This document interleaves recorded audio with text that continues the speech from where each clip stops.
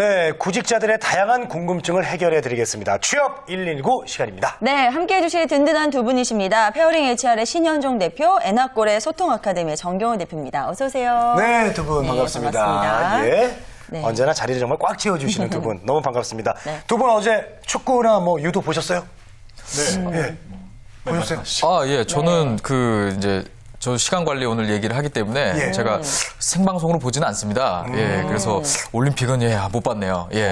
하이라이트로 보셨구나. 하이라이트만 봤습니다. 네, 정 대표님은? 저도 뭐 요즘 올림픽 때문에 예. 아주 뭐 정신 못 차리고 있습니다. 네, 그렇습니다. 네. 자, 이 올림픽도 그런데요. 만약에 이 선수들이 그렇게 열심히 했는데 금메달을 아깝게 못 따거나 탈락을 했거나 이랬을 때 오는 후유증 네. 대단할 것 같아요. 그쵸. 자, 두 분은 혹시 인생을 살면서 어떤 후유증을 겪어보셨나요? 저 같은 경우는 이렇게 후유증을 이렇게 오래 이렇게 가져가는 편은 아닙니다. 그래서 이제 주로 이제 음악을 들으면서 많이 극복을 했고요. 좀 나이가 들어서는 이제 운전, 드라이빙 하면서 좀 많이 좀 풀면서 이렇게 좀 극복을 했던 이런 경험이 있습니다. 네, 그렇군요. 우리 정 대표님은 제가 볼 때는 너무나 성격도 좋으시고 목소리도 네. 좋으시고 그래서 후유증 안 흐르실 별로 것 안 같아요. 겪으실 것 같아요. 네. 뭐 올림픽 얘기가 나와서 한 말씀인데 저는 최근에 겪은 후유증이라면 아마 올림픽이 아닐까 이렇게 생각합니다. 그래요? 이 조준호 선수, 뭐 신아람 선수 얘기를 뭐 아시겠지만, 그렇죠. 뭐 거의 뚜껑이 열린 상태였죠. 맞아요. 네, 그렇게 해서 후유증이 좀 지속이 되다가 그나마 이제 송대남 선수 그리고 네. 김재범 선수의 경기를 보면서 예. 뭐 그나마 뚜껑이 좀 닫히지 않았나 생각이 드는데 네. 저는 올림픽이 또 취업하고도 굉장히 많이 연관이 돼 있다 이렇게 좀 생각을 합니다. 왜냐하면 4년간 연습을 열심히 했지만 단 한 번의 실수로 바로 탈락하는 경우가 취업도 비단 똑같지 않나 이렇게 생각합니다. 그래서 저는 그런 후유증을 극복할 수 있는 좋은 방법이 어찌 보면 저는 시간이 아닌가 이렇게 생각이 들고 그런 부분들에 대해서 올림픽도 세상도 전 똑같다고 생각합니다. 매번 오심이 있고요. 맞아요. 그 오심을 그러면 어떻게 극복할 것이냐, 그걸 억울하다고 분노만 표출할 것이냐, 나를 왜 못 알아주느냐 이렇게 취업 이런 구직 활동하면서 화낼 것이 아니라 그걸 겸허히 받아들이고 이게 세상이다 네. 이렇게 생각을 하면서 시간을 극복이 되니까 거기에 또 전력 질주하면서 진짜 김정은 선수 너무 멋있는 말 했습니다. 예, 죽기 살기로가 아니라 죽기로 했다. 저는 그 말씀 잊지 않으면서 예. 올림픽 정신 한번 우리 취업 전선에서도 응용해 보시면 좋을 것 같습니다. 네. 정말 오늘 뭐 훌륭한 대단합니다. 말씀 예. 해주셨는데 저희가 이 코너 시작하기도 전에 너무 심오하게 많이 갔습니다. 이제 오늘 준비해 오신 거 본격적으로 나눠보도록 하죠. 먼저 신현종 대표가 준비한 오늘의 키워드입니다. 하반기 공채를 위한 시간 관리라고 네. 적어있어요. 네. 취업 준비하면서 네. 시간 관리 정말 중요하지 않을까요? 그렇죠. 네. 뭐 오늘 시간 관리와 관련된 이야기 준비해 오셨다는데 풀어주시죠. 일단 시간은 아주 주관적인 느낌으로 구성되고 또 느껴지는 것이기 때문에 어떠한 목표를 세우고 이 표준화되고 정량화된 그 시간 관리가 필수적이라고 할 수 있겠습니다. 네. 또 이제 저희가 미국 아이비리그 대학에 다닌 학생들한테 좀 물어보면은요, 좀 공통적인 특징을 발견할 수가 있어요. 네. 뭐 이제 보통 그 좋은 대학에 가기 위해서 공부만 열심히 한 것이 아니고, 네. 뭐 대외 활동이나 뭐 자원봉사 그리고 뭐 학습 그리고 여러 가지 활동 등에 있어서 체계적으로 계획적으로 시간 관리를 잘 하면서 이 대학을 준비했다는 그런 공통적인 특징이 있습니다. 이런 것이 그 대학 생활을 함에 있어서도 이 대학 생활의 만족도를 또 높일 수 있는 한 그 계기가 됐고요. 또 저희가 또 취업을 하기 위해서도 이런 그 시간 관리가 상당히 중요하다는 것 저희가 한번 짚고 넘어가야 되겠습니다. 네. 그래서 본인이 보통 자신이 다양한 경험들이나 이런 것들을 정리도 하고 뒤돌아보고 또 어떠한 느낌을 가지고 있었는지 정리하는 것이 상당히 중요한데요. 네. 사실 이러한 그 중요한 그 시간 관리를 하기 전에 보통 저희 구직자들이 대부분 뭐 나는 2시간 동안 뭐 3개의 지원서를 쓰고 말 거야, 뭐 제출할 거야 이런 식으로 그냥 간단하게 생각하는 경우가 많습니다. 네네. 그래서 어떤 그 채용 일정에 따라서 자신이 그 취업에 성공하기 위해서는 어떤 스케줄을 가지고 좀 더 계획적으로 준비를 해야 된다. 이렇게 좀 오늘 얘기를 좀 드리고 싶습니다. 그래요. 시간 관리 참 중요하죠. 맞아요. 근데 두 분은 네. 정말 이 중요성을 더 절실히 깨닫고 있으실 텐데요. 어때요? 평소에 좀 시간 관리 잘 하시는 편인가요? 네. 네, 뭐 10점 만점에 저는 솔직하게 한 3점? 시간 관리, 네. 뭐 저는 뭐 나일론인 것 같습니다. 저는 근데 이렇게 좀 막 이렇게 막 뒤 받쳐서 막 벼랑 끝에 섰을 때 오히려 저는 에너지가 좀 많이 나오는 편인데 잠시 그냥 예시 하나 이렇게 좋은 예화 하나 말씀드리고 싶은데 링컨이 이런 얘기를 했습니다. 예. 8시간에 나무를 벨 수 있는 시간이 주어지면 링컨 당신은 무엇을 하겠습니까? 라고 했을 때 링컨은 7시간 동안은 도끼를 갈고 1시간 동안 나무를 베겠다. 이 얘기는 사실은 시간 관리에 좋은 측면일 수도 있는데 우리가 너무 정신없이 열심히 사는 것도 중요하지만 그것보다 더 중요한 건 내가 자세와 태도를 어떻게 가지고 어떻게 집중과 몰입을 할 거냐, 매 순간이 어떻게 전력 질주할 것이냐. 저는 이 부분들에서 양보단 질이 아닌가 이렇게 좀 말씀을 드리고 싶습니다. 네. 네, 그 자. 도끼 날은 잘 섰겠어요. 네, 예. 그렇죠. 신현준 대표님은 어떠세요? 저 같은 경우는 이제 시간 관리를 위해서 뭐 다른 것보다 일어나는 시간을 항상 일정하게 가져가는 방법을 씁니다. 그래서 예. 사실 저희가 어떤 그 여러 가지 사회 활동도 하고 또 뭐 강의도 나가고 하면서 늦게 잘 수도 있거든요. 뭐 밤에 술 한잔 할 수도 있고. 그렇죠. 예, 근데 하지만 일어나는 시간을 항상 좀 일정하게 가져가는 게 제 좀 시간 관리 방법 중에 하나입니다. 네, 그렇습니다. 역시 두 분 다 훌륭하시네요. 예, 그리고 네. 저는 사실 제가 생방송을 하면서 저는 네. 시간 관리의 달인이 된 것 같아요.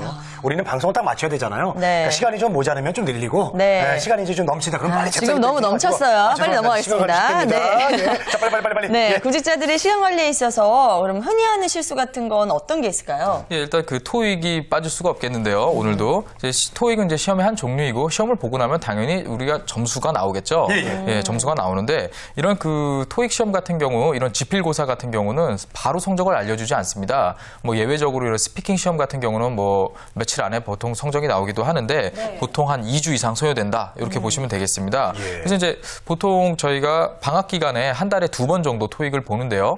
그 8월 같은 경우는 이제 둘째 주에 시험이 있습니다. 그래서 8월 둘째 주에 보게 될 경우에는 이제 9월이 오기 전에 8월 마지막 주에 성적을 받아보실 수가 있습니다. 네, 그럼 이 토익 점수를 9월 취업할 때 사용하면 되지 않나요? 겉보기에는 좀 그럴듯한데 실제로도 그렇지 않습니다. 그래요? 한 번에 딱 좋은 성적을 받는다는 게 쉽지가 않죠. 그래서 대부분 구직자분들은 8월에 넷째 주에 있는 시험까지도 보통 접수를 해둡니다.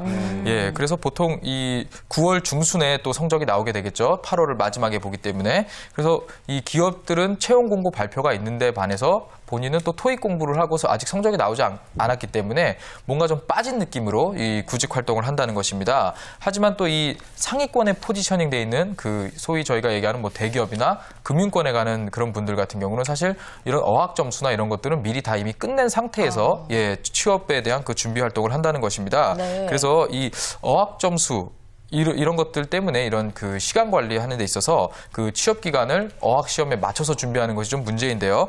좀 더 안 좋은 경우로 좀 제가 예를 들어볼게요. 예.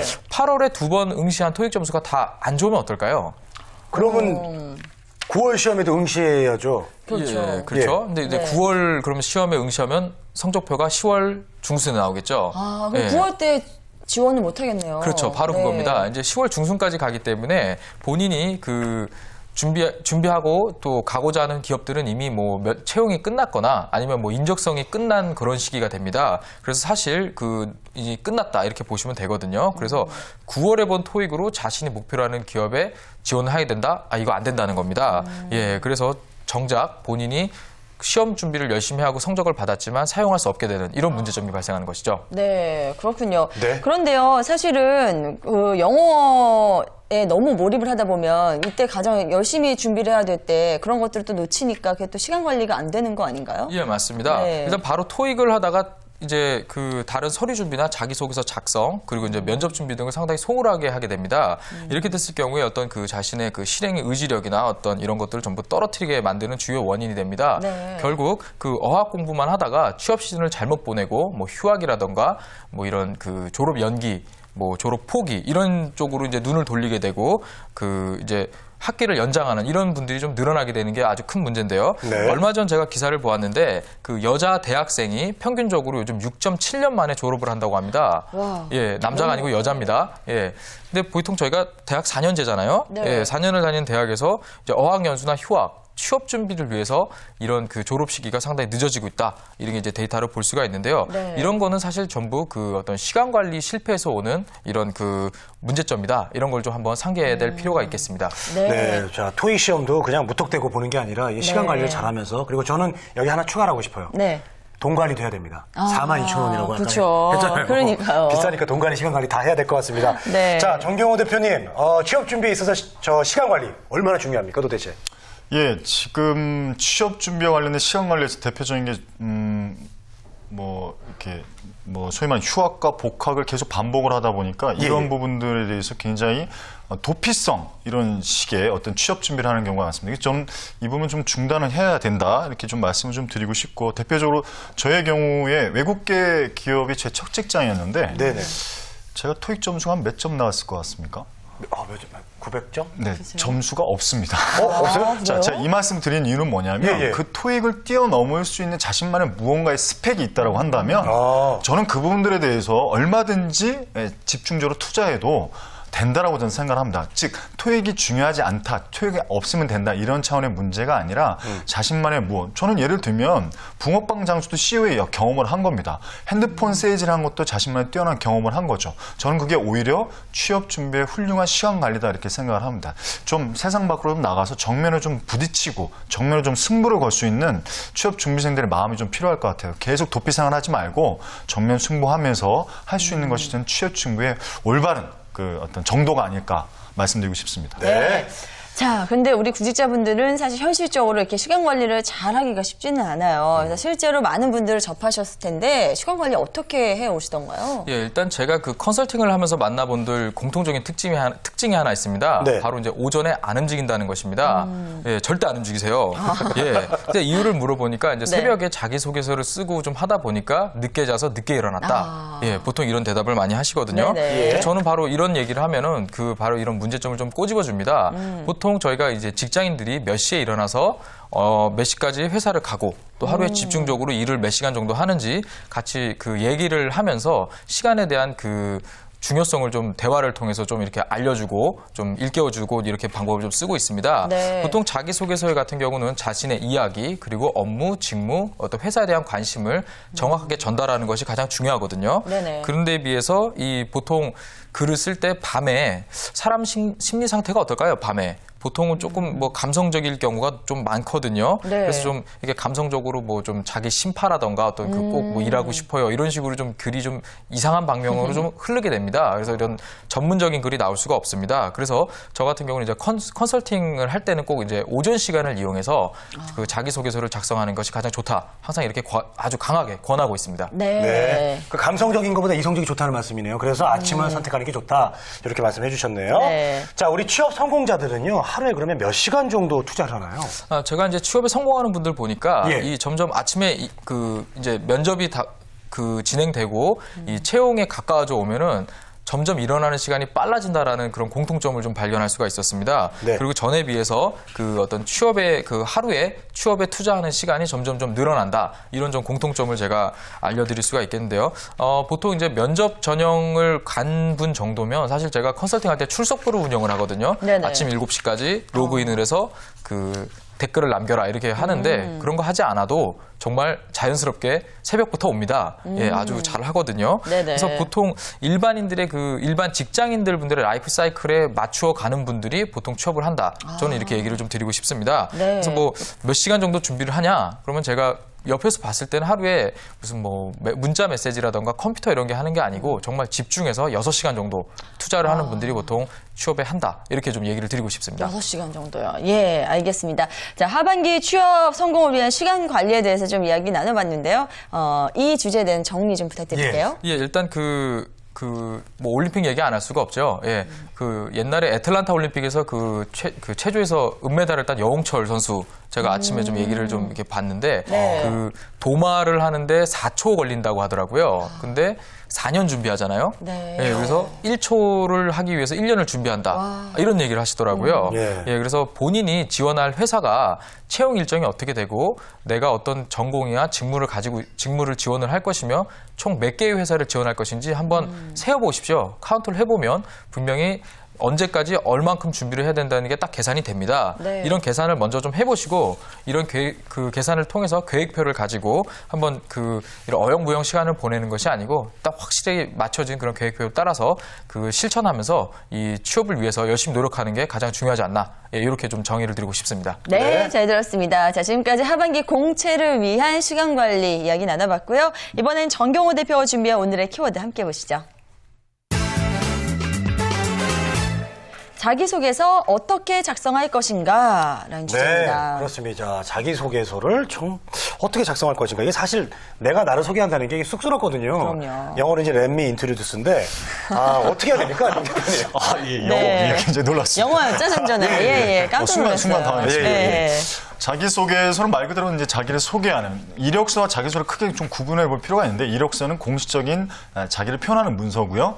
자기소개서는 비공식적인 자기를 표현하는 문서다 이렇게 정의를 내릴 수가 있습니다. 네. 자, 그럼 일반적으로 자기소개서에는 주로 어떤 내용들을 써야 되는 거죠? 자기소개서의 일반적 양식은 보통 한 6가지 카테고리로 나눠지는데요. 네. 첫 번째는 이제 뭐 성장 배경, 그리고 가족관계, 교우관계, 그리고 이제 성격 및 장단점, 지원 동기, 향후 포부 뭐 이런 식으로 5가지, 6가지로 나눠지는데 크게 2가지로 자기소개서의 의미, 의도를 보시면 됩니다. 첫 번째, 이것을 통해서 성격과 그 사람의 인성을 보겠다라는 거고요. 또 한 측면은 이 사람의 능력적인 부분을 보겠다. 그러니까 이 2가지를 자기소개서 6가지 카테고리를 넣으시면 되는 거다. 이렇게 생각하시면 됩니다. 네. 네. 근데 이제 이런 형식의 내용이 이제 뭐 천편일률적이고 좀 식상하다 이런 느낌을 좀 주거든요. 네. 네, 맞습니다. 그래서 저는 뭐 이렇게 좀 극단적으로 말씀드리면 자기소개가 아니라 남의 소개를 하고 있는 경우를 굉장히 많이 보게 됩니다. 남의 소개요. 네. 전문 용어로 이제 짜집기라고 하죠. 짜증이요. 예. 취업 담당자들을 너무 우습게 보는 경우가 굉장히 많은데요. 그런 진부한 표현이라든가 너무나 천편일률적인 표현은 의미가 없고요. 오히려 자기소개가 안 되기 때문에 저는 스토리텔링이라고 합니다. 자기의 경험담 혹은 뭐 기타 뭐 여행이라든가 이런 부분들에 대해서 책을 한 권을 소개하듯이 자신을 표현하는, 그러니까 자신만이 가지고 있는 정말 진정성 있는 내용을 자기소개에서 녹아내리는 스토리텔링 형식이 올바른 자기소개의 가장 최고의 모델이다 이렇게 말씀드리고 싶습니다. 네. 자, 그러면 참신하면서도 눈에 쏙쏙 들어오는 그런 자기소개서를 쓸 수 있는 비법 좀 알려주시죠. 예, 3가지로 나눠드려야 될 것 같은데요. 첫 번째는 지원 회사별로 좀 특화된 자기소개서가 좀 필요하다 이렇게 좀 말씀을 드리고 싶습니다. 그러니까 업종별로, 직종별로 그네들이 원하는 인재상이 틀리고 그네들이 원하는 능력, 인성이 틀리다라는 겁니다. 그렇기 때문에 거기에 맞춤형으로 해서 작성을 해주시면 제일 좋고요. 두 번째가 가장 중요한 부분인데 굉장히 좀 명료하고 솔직하게 써야 됩니다. 즉 진정성이 담보가 돼야 되는데 이거 참고적으로 말씀드리지만 영국 근대사에서 스피치를 잘하고 글을 잘 쓰는 사람의 공통적인 3 요소를 보니까 첫 번째 3S 법칙이라고 해서 쇼트, 간결하고 핵심적으로 얘기해라. 두 번째 센스, 감성적으로 얘기해라. 세 번째 솔트, 소금이죠. 자극적, 인상적이고 예시를 많이 들어줘라. 그러니까 그런 부분들에 대해서 핵심 연역적으로 좀 말씀을 해주시고 네. 두 번째는 감성적으로 표현하며 세 번째는 자신만의 인상적인 예시가 될 수 있는 스토리, 이야기를 많이 얘기를 해달라. 이렇게 좀 말씀을 드리겠습니다. 네, 알겠습니다. 자, 뭐 지금 정리해 주신 거 이야기를 해보자면 지원회사 직무에 맞게 자기소개를 쓰고 간단 명료하게 쓰면서 지금 뭐 어떻게 해야 하는죠? 감성적으로 접근을 하고 네. 네, 그리고 그런 부분들을 좀 잘 살려서 이야기하는 게 좋다 이런 말씀이신데 네. 또 어떤 게 있을까요? 그렇죠. 진정성을 근거로 한 상태에서 세 번째로 가장 제가 주장하고 싶은 내용이 좀 진부한 표현이라고 될 수 있는 거예요. 예를 들면 이런 겁니다.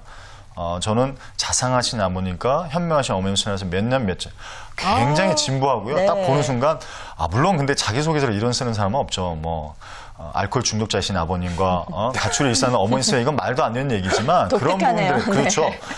소위 말해서 그런 것들에 대해서 너무나 빤한 얘기를 썼을 때는 이건 자기소개가 아니다라는 겁니다. 그래서 그런 건 아예 지양을 하시고 두 번째 또 인터넷 용어라든가 은어들 뭐 듣보잡 뭐 이런 식의 자기소개서에 쓰는 경우가 예. 왕왕 있어요. 뭐 자기가 튀려고 하는 건 이해가 되는데 네. 그런 거 쓰고 싶으면 기획사를 가라 이거죠. 일반 회사를 가지 말고 자기의 끼를 발휘할 수 있는, 그래서 그런 부분도 굉장히 좀 금해야 되는 사항이다.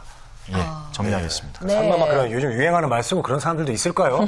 자기소개서인데 제가 어제 멘붕이 와가지고요. 오늘 꼭 뭐 붙어야 됩니다. 뭐 이러면서. 자기도 모르게 쓸 수는 있을 것 같아요. 그렇죠. 예. 근데 평소에 이제 습관 때문에 이제 나올 수도 자기도 모르게 튀어나올 수가 있는데 자, 우리 신현종 대표도 학생들의 자기소개서를 많이 보셨을 텐데요. 뭐 황당한 경우 있었습니까? 아주 황당한 경우가 하나 있었습니다. 네. 그 자기소개서를 딱 봤는데 딱 이렇게 써 있더군요. 글로써 제 자신을 표현하는 것은 뭐 별로 의미가 없어 보입니다. 직접 만날 기회를 주시면 설명드리겠습니다. 이렇게 어머. 딱 간단하게 2줄로 네. 돼 있는 자기소개서를 제가 보고 사진을 보고 정말 때리고 싶다는 그런 느낌을 받은 적이 한 번 있었습니다. 예. 그래요? 예. 사진이 너무 아니었나 봐요. 사진도 이제 저희가 저번에 한번 얘기 드렸죠. 이렇게 누워서 찍은 사진 이러고 딱 나온 사진에 예. 그렇게 써 있더라고요. 예, 약간 그래서- 정신적으로 예. 많이 힘드셨나 봐요. 취업 준비를 하시면서. 예. 네네. 그래서 나 솔직히 이제 지원서를 보면 좀 뻔한 말을 쓰게 되는 경우 좀 많이 봤거든요. 어떻게 생각하세요? 맞습니다. 뭐 이해는 합니다. 뭐 비즈니스 문서를 한 번도 경험해 본 적도 없고 예. 하지만 분명한 건 이제 아마추어에서 프로로 전향되는 거기 때문에 예를 들면 지원 동기라든가 포부에 있어서 너무나 뭐 맡겨만 주시면 열심히 일하겠습니다. 맡겨만 주시면 열심히 안 하겠습니다 하는 사람이 있을까요? 없습니다. 자, 그러면 지원 동기라는 부분들에 있어서 자기소개서에서 가장 중요한 요소 하나를 뽑는다. 좀 지원 동기를 뽑고 싶습니다. 그 지원 동기에 그 비전이 녹아 있어야 되는데 내가 이 회사를 지원한 이유에 대해서 명확한 자신만의 근거가 있어야 됩니다. 뭐 제일 좋은 예가 인연을 예를 들 수 있죠. 뭐 얘가 어릴 때 내가 우유를 먹다가 뭐 서울우유 뭐 너무나 인연이 깊어져서 저는 서울우유에 너무나 관심을 많이 뒀습니다. 뭐 이런 식의 예를 들면 자신만의 뭔가 명확한 어떤 그런 것들이 지원 동기 그리고 포부에 녹아졌을 때 사람으로 하여금 굉장히 매력적으로 느껴지게 할 수가 있다. 말씀드리고 싶습니다. 네. 저는 또 한 가지 궁금한 점이요. 자기소개서 보면은 뭐 글자 제한을 두는 게 많잖아요. 뭐 1000자 내외, 500자 내외 이렇게 쓰라는 경우가 많이 있는데 아까 신현정 대표께서 예시해 주신 것처럼 그 글자 수 안 지키고 딱 2줄 자기 마음대로 쓰거나 이렇게 해도 되는 건가요? 그럼 1001자를 쓰면 어떻게 될까요? 탈락되는 걸까요? 글쎄요. 뭐 내외니까. 그렇죠. 예, 괜찮지 저는 않을까요? 예, 그런 네. 부분들에 대해서 너무 물론 이제 1000자 내외로 쓰라는 명확하게 지원서 양식에 써 있으면 그건 분명히 써줘야죠. 그건 네. 형식적인 부분에서 절차적 동의가 된 거니까. 그런데 800자에서 1200자 내외로 알차고 정성스럽게 쓰면 된다. 이렇게 말씀을 좀 드리고 싶고 그런 부분에서 중언부언하지 말고 계속 반복적으로 계속 말도 안 되는 뭐 나는 어떤 사람이고 너무나 근거 없는 얘기들을 좀 쓰기보다는 분명하게 좀 예, 여유를 가지고 좀 알차고 정성스럽게 하지만 굉장히 열정이 느껴질 수 있는 자기소개서. 예, 그 부분들은 분명히 취업 담당자로 보면 느껴질 수가 있습니다. 네. 예. 네. 자, 자기소개서 작성 요령과 관련해서 지금 말씀 쭉 전해주셨는데, 우리 신현정 대표께서는 뭐 이렇게 첨가하실 이야기 있으신가요? 첨가지 좀 뿌려주세요. 첨가를 살짝 조금 하겠습니다. 네. 예. 보통 저희 그 구직자분들이 독서를 참 안 하십니다. 근데 이제 보통 이런 그 짜집기 하는 그 글의 원 소스가 분명히 있거든요. 그 소스는 보통 인터넷에서 따돌아다니는 그런 그 옛날에 누군가 썼던 그런 자기소개서입니다. 네. 그런 단어들이나 표현 등을 계속 짜집게 하다 보니까 상당히 그 표현이 뭐 저희가 소위 얘기하는 저질 표현이 되는 거거든요. 그래서 이런 그 회사나 업직종에 맞는 사실 그 키워드라는 것이 있습니다. 이런 키워드들을 좀 이런 관련된 도서나 이런 책 등에서 좀 뽑아가지고 자신의 자기소개서에 조금 이렇게 집어넣어서 자신의 글로 표현한다면 조금 더 전문적이고 이런 인사 담당자가 읽었을 때 뭔가 업계에 관심이 있어 보이는 사람으로 조금 더 보일 수 있는 그런 좀 장점이 있겠습니다. 예. 예, 알겠습니다. 자, 취업 준비를 하면서 참 은근히 까다로운 것이 바로 자기소개서 작성인데요. 네. 오늘 내용 참고해 주셔서 정말 인사 담당자의 마음을 딱 사로잡을 수 있는 그런 참신한 소개서 써보시기 바랍니다. 네, 우리 구직자 여러분 만약 취업을 준비하다가 궁금한 게 있으면요. 언제든지 저희 아이디 워크TV로 글 남겨주시면 저희들이 성실히 답변해 드리도록 하겠습니다. 네, 자, 지금까지 페어링 HR의 신현종 대표, 에나꼴의 소통 아카데미 정경호 대표와 함께했습니다. 말씀 고맙습니다. 감사합니다.